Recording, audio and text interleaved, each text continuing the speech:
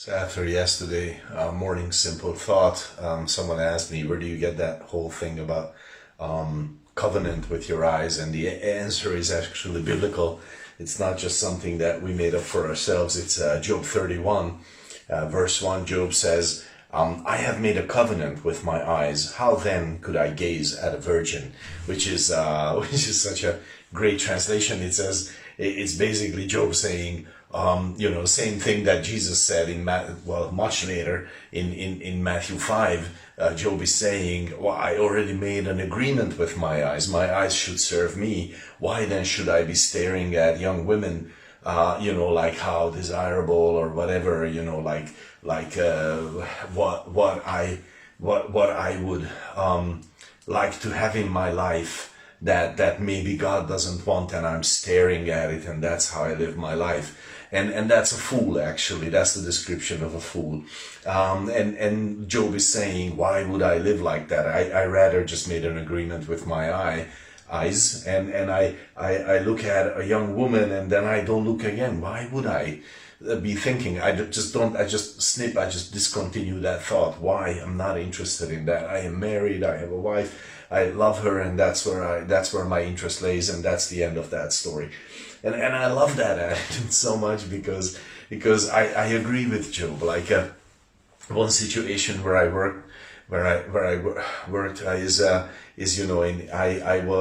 was around a lot of money a lot of times, and then what do I do? And I didn't have a lot of money, and what do I do with that? And one possibility is just to sit there and stare at the pile of money and think, nobody would notice, and really I should have it, actually. It's like I think I deserve it. And the more I think about it, the more I look at it, the more I think about it, the more intriguing it becomes, the more hungry I become, the more I justify the whole thing to steal. Why would I do that? So my solution was very simple and very similar to Job's. I just wasn't there looking at it. I just wasn't interested in being in contact with it, because I know I am a human being. I could be weak. I could become a thief. I could become an idiot. Of course I could. So I'm just not going to do it. I'm just not going to be around it. Why would I be staring at it and justify for myself that I deserve this? This should happen to me, and this needs to be in my life, and I'm sure that I deserve it, and then I become a thief. And why would I do that? So it's just easier to say at the foundation, at the starting point, say, yeah, you know what, this is just not part of my life. I look at it, I'm like, okay, money, whatever.